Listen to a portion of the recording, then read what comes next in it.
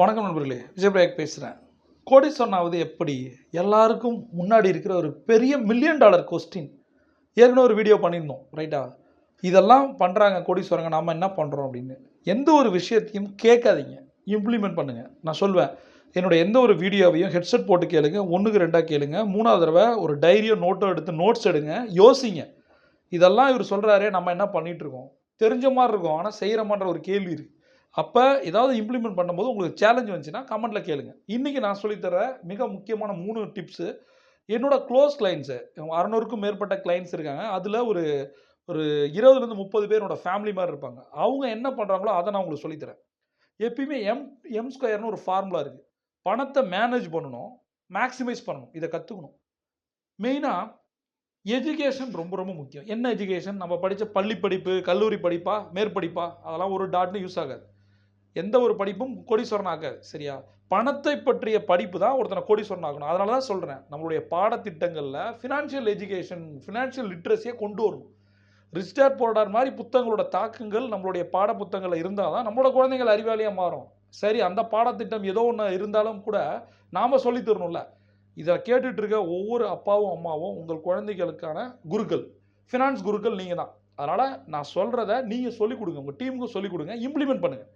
எப்பயுமே ஒரு பணக்காரன் ஆகுது என்பது ஒரு எஜுகேஷன் வச்சுப்போம். இப்போ 1வதுல இருக்கீங்க, 2வதுல இருக்கீங்க, சில பேர் வந்து எல்கேஜி பி செக்ஷனில் இருக்கும். எதுலன்னா ஃபினான்ஷியல் இன்டெலிஜென்ஸ் சொல்லுவாங்க, நுண்ணறிவு. ஃபினான்ஷியலில் இன்டெலிஜென்ஸ்ன்றதுன்னா அறிவு, ஃபினான்ஷியல்ன்றது நிதி. ஒருத்தங்க பொருளாதார சுதந்திரம், பண சுதந்திரம், போதும் போதுன்ற பணம், வாழ்க்கை ஃபுல்லாக ஓடவே தேவையில்ல பணம், அந்த மாதிரி ஒரு பொருளாதார சுதந்திரம் வேணும் அப்படின்னா எந்த அளவுக்கு ஃபினான்ஷியல் இன்டெலிஜென்ஸ், அந்த ஃபினான்ஷியல் நாலேஜ் இருந்தால் தான் அந்த அளவுக்கு சம்பாதிக்கவே முடியும். அப்போ ஃபினான்ஷியல் ஃப்ரீடம் யாருக்கு இருக்கோ யோசிச்சு பாருங்கள், யாருக்கு இருக்குது ஃபினான்ஷியல் ஃப்ரீடம்? பண சுதந்திரம் யாருக்கு இருக்குது? ஏன் வந்தது? எப்படி வந்தது? யோசிச்சு பாருங்கள். அவங்களுக்குள்ள ஃபினான்ஸ் நாலேஜ் இருக்கும், ஃபினான்ஷியல் இன்டெலிஜென்ஸ் என் குரு சொல்லுவாங்க. எப்பயுமே சில விஷயங்கள் நம்ம கற்றுக்கணும். ஃபினான்ஸ்ன்றது ஒன்றும் அது சிஏ தான் இருக்கணும், எம்பிஏ ஃபினான்ஸ் அப்படிலாம் கிடையாது. ஃபினான்ஸ்ன்றது பேசிக். நம்ம வீட்டில் நம்ம அம்மாவோ மனைவியோ சிறுக சிறுக சேமிக்கிறாங்க, அதுதான் savings plan. Retirement plan, emergency fund, உங்களுடைய இன்வெஸ்ட்மெண்ட், இதெல்லாமே நம்ம தெரிஞ்சிக்க வேண்டிய, அன்றாடம் பயன்படுத்த வேண்டிய விஷயங்கள். இப்போ நான் ஒரு எக்ஸாம்பிள் சொல்கிறேன், எப்படி பணக்காரன் ஆகிறது. நமக்கு டேக்ஸ்னால் என்னன்னு தெரியுமா? உங்களுக்கு தெரியுமா? எம்ப்ளாய்க்கு ஒரு மாதிரி டேக்ஸ் இருக்குது, பிஸ்னஸ் மேனுக்கு ஒரு டேக்ஸ் இருக்குது, சரியா? உங்களுக்கு தெரியுமா எம்ப்ளாய்க்கு எவ்வளோ டேக்ஸு, பிஸ்னஸ் மேனுக்கு எவ்வளோ டேக்ஸுன்னு? இது உங்களுடைய அக்கௌண்டண்ட்டோ அல்லது ஆடிட்டர் தான் தெரிஞ்சிருக்கணுமா? நீங்கள் தெரிஞ்சிக்க மாட்டீங்களா?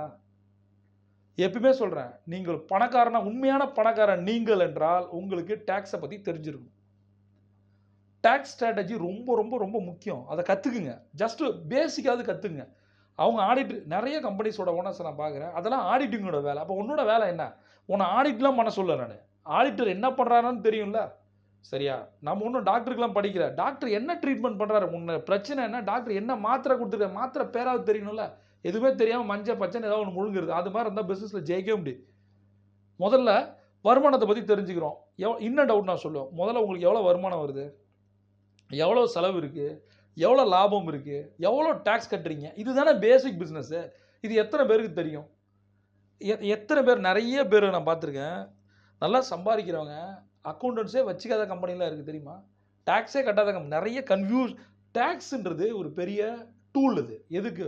பேனர் பூன் மாதிரி அது உங்களை உயர்த்தும். எப்படின்னு நான் சொல்கிறேன். இப்போ நம்ம நினச்சோம் அப்படின்னா நம்மளோட டேக்ஸ் பில்லை ரெடியூஸ் பண்ண முடியும், சரியா? எதுக்காக? நீங்கள் பிஸ்னஸ் வந்து இன்கார்பரேட் பண்ணுறீங்க, சரியா? ஒரு பிஸ்னஸ், ஒரு நிறுவனத்தை ஆரம்பிக்கிறீங்க. நிறுவனத்தை ஆரம்பிக்கும் போதே 3 இயர்ஸ் 5 இயர்ஸ் 10 இயர்ஸ்க்கு வரியே கட்டாமல் உங்களால் ஓட்ட முடியும். வரியை ஏமாத்திரலாம் சொல்லலை, லீகல். நான் வந்து லீகல் கை, புரியுது, எத்திக்கல் கை. எனக்கு அது பிடிக்கவே பிடிக்காது.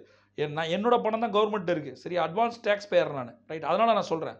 இப்போ லாஸ்ட் இயர் நான் உங்களுக்கு ஒரு புள்ளி விவரம் சொல்கிறேன் பாருங்கள். லாஸ்ட் இயர் நான் என்னோட குளோபல் கிளைண்ட்ஸ் வச்சு சொல்கிறேன், மோர் தென் 60 கம்பெனிஸு லீகலாக ₹1 கூட டேக்ஸ் கட்டலை. அந்த கம்பெனியோட பேரை சொன்னால் நீங்கள் ஆடி போயிருவீங்க, சரியா? சரி, அந்த கம்பெனியோட பேரை உங்களால் அவாய்ட் பண்ணவே முடியாது. உலகத்தின் மிகப்பெரிய கம்பெனிகள், பெரிய கம்பெனி, நானே டேக்ஸ் கட்டுறேனே, அவன் போய் ஏன் கட்டலை அப்படின்னு நீங்கள் ஒரு கேள்வி கேளுங்க, உங்கள் மனசுக்குள்ளே கேள்வி கேளுங்க, சரியா? அந்த கம்பெனியோட 2 பேர் சொல்கிறேன், உங்களை ஷாக் கொடுக்குற பாருங்க. ஒன்று அமேசான். ₹1 கூட லாஸ்ட் இயர் டேக்ஸே கட்டலை. ஒரு சின்ன கடை, சின்ன ஒரு ஆஃபீஸ் வச்சிருந்தா கூட நம்ம டாக்ஸ் கட்டுறோம்ல கவர்மெண்ட்டுக்கு. அது எப்படி அமேசான் வந்து டாக்ஸே கட்டல. 2வது கம்பெனி சொல்லட்டுமா? General Motors. 3வது சொல்லட்டுமா? Delta airlines. இவங்க 3 பேரும் ₹1 கூட பணம் கட்டவே இல்ல. ₹1 பணம் கட்டாத பல கம்பெனிகள் இருக்கு. இது எனக்கு தெரியும், உங்களுக்கு தெரியாது. மேபி இது உங்களுக்கு புதுசான நியூஸா இருக்கலாம். சரியா? இப்ப நீங்க யோசிச்சு பாருங்க. எத்தனை 1000 கோடிகள் அவங்க பண்றாங்க. எப்படி வந்து டாக்ஸ் கட்டலன்னு நம்ம நெனைக்கிறோம்? இப்ப டாக்ஸ் வந்து இப்ப ஃபார் எக்ஸாம்பிள் ஆடிட்டர்ஸ் என்ன சொல்லுவாங்க பொதுவா, ₹1,00,000 டாக்ஸ் வந்துச்சுன்னா, அதுக்கு சில கணக்குகளை சரி பண்ணி, கம்மியாக்கி, நாம கட்ட வேண்டிய பணத்த கம்மி பண்றோம். அதான் பொதுவா ஆடிட்டரோட வேலை அதான் பண்றோம். எல்லா பிசினஸ் மேக்ஸிமம் 90% பிசினஸ் ஓனர்ஸ் அதான் பண்றாங்க. பட் அமேசான் மாரி கம்பெனிகள், டெல்டா ஏர்லைன்ஸ் மாரியான கம்பெனிகள், இவங்க எப்படி வந்து பணத்த வந்து டாக்ஸே கட்டல அப்படின்னா, சிம்பிள். ஒரு டீல் இருக்கு. அதுக்கு பேரு டாக்ஸ் ரீஃபண்ட். அவங்க கவர்மெண்ட் கட்ட வேண்டிய பணத்தை கட்டிட்டு டாக்ஸ் ரீஃபண்டா வாங்குறாங்க. அதுக்கு ஏத்தாற் போல அவங்களுடைய பிசினஸ் மாடலை செட் பண்ணியிருக்காங்க. அவங்க எப்படி இன்கார்ப்பரேட் பண்ணியிருக்காங்க நமக்கு தெரியாது. புரியுதா லாஜிக்கு? நமக்கு தெரிஞ்ச விஷயங்கள் இதுதான். அவங்க பணம் கட்டல. ஃபர்ஸ்ட் டாக்ஸா கட்டி நம்ம ரீஃபண்ட் வாங்கிடுறோம். அப்ப அந்த டாக்ஸ்லாம் ஜீரோ ஆயிடுது.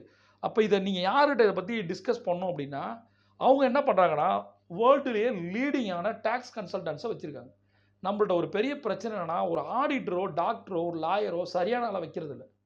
இவங்க நம்மளோட பிரச்சனை அப்படின்னு இந்த 3 பேர்ட்ட தான் முடியும். சரியான ஆடிட்டரும், சரியான லாயரும், சரியான டாக்டரும் கிடைச்சிட்டாங்கன்னா லைஃப் ஸ்மூத்தா இருக்கும். சரியா? நல்ல பெர்ஃபெக்ட் எத்திக்கலான ஆள். அது மாரி இருக்காங்களா அப்படின்னா, இருக்கலாம். நீங்க தேடி பாருங்க.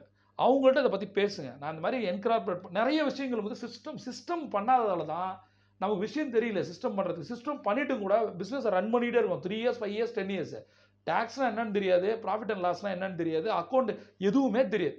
ஓனர் அவரோட நம்ம நினைக்கிறோம் ஓனரோட வேலை பிசினஸை கொண்டு வருது. அப்படி கிடையாது. எல்லாமே தெரிஞ்சுக்கணும். நான் சொல்றேன் ஒரு பிசினஸ் ஓனர் நீங்க வந்து எம்ப்ளாயி கிடையாது. நான் திரும்ப சொல்றேன் பிசினஸ் ஓனர்ஸ் எல்லாருமே எம்ப்ளாயி கிடையாது. நீங்க ஒரு ஹெச்ஆர் வேலைக்கு ஆள் எடுக்கணும். நீங்க வந்து ஒரு சேல்ஸ் கை. நீங்க வந்து விக்கணும் உங்க ப்ராடக்ட்ட. நீங்க ஒரு அட்மின் பிசினஸை மேனேஜ் பண்ணணும். ஆபரேஷனுக்கு எவ்வளவு காசுன்னு உங்களுக்கு தெரியணும். 5வது நீங்க வந்து ஒரு அக்கவுண்டன்ட் உங்களுக்கு எவ்வளவு பணம் வருது போதுன்னு தெரியணும். இது ஃபுல்லா உங்களுக்கு தெரிய வேணாம். இதுக்கான ஆள் நீங்க வச்சிருக்கலாம். ஆனா கொஞ்சம் கொஞ்சமாவது தெரியும். இன்னையிலேருந்து இதை பண்ணுங்க. நிறைய கோடீஸ்வரங்க நைட்டு இப்போ நான் சொல்கிறேன் நம்மளோட கோல்டன் அவர் டைரி இருக்குது. கோல்டன் அவர் டைரியை ப்ராப்பராக யூஸ் பண்ணுங்கள். கோல்டன் அவர் டைரி வேணும்னா கீழே இருக்க நம்பருக்கு கால் பண்ணுங்கள். அந்த டைரியில் நான் என்ன கொடுத்துருக்கேன்னா ஒரு சிஸ்டம் கொடுத்துருப்பேன். அது கீழே கொடுத்துருப்பேன். பேங்க் அக்கௌண்ட் நம்பர் 1 2 3ன்னு சொல்லிட்டு உங்களோட டாஸ்க்கை போட்டிருப்பேன். டெய்லி உங்கள் அக்கௌண்ட்டில் எவ்வளோ பணம் இருக்குன்னு தெரிஞ்சால் மட்டும்தான் மணல் ஓட முடியும். எவ்வளோ பணம் வந்திருக்குன்னே தெரில, எவ்வளோ பணம் செலவாயிருக்குன்னே தெரில, எவ்வளோ டாக்ஸ் கட்டியிருக்குன்னே தெரில, பிராண்டிங் எவ்வளோ செலவு பண்ணியிருக்கோம், எக்ஸ்பென்சஸ் எவ்வளவு எதுவுமே தெரியாமல் ஒரு பிஸ்னஸ் ஓனர் பேர் என்ன? பிசினஸ் ஓனர் தான் நீங்க. அப்ப எல்லாம் தெரிஞ்சுங்க. கொஞ்சமாவது தெரிஞ்சுக்கங்க. தெரியாத தெரிஞ்சுக்கிறதும், தெரிஞ்சதை இம்ப்ளிமெண்ட் பண்றது தான் சக்சஸ். அடுத்தது கடன். நல்ல கடன், கெட்ட கடன் 2 கடன் இருக்கு. உங்களோட பிசினஸை டெவலப் பண்றதுக்காக நீங்க வாங்குற கடன் எல்லாம் நல்ல கடன். நீங்க ஒரு பணத்தை வாங்கி அதை முதலீடு பண்ணி அதில் ரிட்டர்ன் எடுத்து அதை கொடுக்குறீங்கன்னா அது நல்ல கடன். ஆனா ஹவுசிங் லோனு, கார் லோனு இந்த மாதிரி விஷயங்கள் நம்ம பண்றது நல்ல கடனா நீங்களே யோசிங்க. எனக்கு இந்த கார் இருந்தால் தான் கெத்தாக இருக்கும், BMW இருந்தால் தான், ஆடி இருந்தால் தான், பென்ஸ் இருந்தால் தான் நீங்கள் நினச்சி உங்களோட பிஸ்னஸ்க்கு அது ஒரு ஹைலைட்டாக நினச்சிங்கன்னா நீங்கள் காரை வாங்கலாம். அந்த காரை அப்படி இல்லைனா என்ன கார் நார்மல் காரோ அதை வாங்கலாம். ப்ராக்டிக்கல் காசுன்னு சொல்லுவேன். எந்த ஒரு பணக்காரும் லக்ஸுரி கார்ஸ்லாம் வாங்குறது இல்லை தெரியுமா? 90% பிஸ்னஸ் ஓனர்ஸ் வந்து நார்மல் கார் தான் வச்சுருப்பாங்க. நான் ஏற்கனவே சொன்னேன் ஃபேஸ்புக்குடைய ஓனர் மார்க் சக்கர்பர்க்கு வெறும் 6 டிஷர்ட் 6 பேண்ட் தான் இருக்குது. நம்மள்ட்ட 60 இருக்கும். ஆனால் நம்ம கடைக்காரனாக இருப்போம். யோசிங்க எப்படி வந்து பணக்காரங்க திங்க் பண்ணுறாங்க தெரியுமா? யோசிச்சு பாருங்க. எப்படி அவங்க அந்த கடனை ஹேண்டில் பண்ணுறாங்க. அது அட்டகாசமான விஷயம். பணத்தை சரியாக ஹேண்டில் பண்ணால் கடனே இருக்காது. ஆனாலுமே அவங்க கடன் வாங்குவாங்க. இப்போ இவ்வளோ பெரிய கம்பெனிகள் இருக்குது. எல்ஐசிகிட்ட இல்லாத பணமா அவங்க எதுக்கு இப்போ ஐபிஓ போகிறாங்க? எல்ஐசிகிட்ட பணம் உங்களுக்கு தெரியுமா? எல்ஐசியில் எத்தனாயிரம் கோடிகள் வந்து கிளைம் பண்ணாமல் கிடக்கு. அவனுக்கு எதுக்கு பணம்? எல்லாத்துக்குமே காரணம் இருக்குது. இப்போ என்கிட்ட பணம் இருக்குது அப்படின்னா நான் அந்த பணத்தை வச்சு ஒரு ப்ராடக்ட் வாங்கலாம். இல்லை கடனை வாங்கி வாங்கலாம். கடன் வாங்கும்போதே ஒரு கமிட்மெண்ட் கிரியேட் ஆகுது. சரி அது லீகலாக வருது. அந்த ட்ராக்கை பார்த்து இன்னும் நான் லோன் வாங்கலாம். இன்றைக்கி என்கிட்ட இருக்க பணம் இந்த பிஸ்னஸுக்கு போதும். நான் லோனே வாங்காமல் இருந்தேன்னா எனக்கு எவ்வளோ கடன் கிடைக்கும்? நாளைக்கு ஒரு பெரிய ப்ராஜெக்ட் வரும்போது கடன் கிடைக்காது.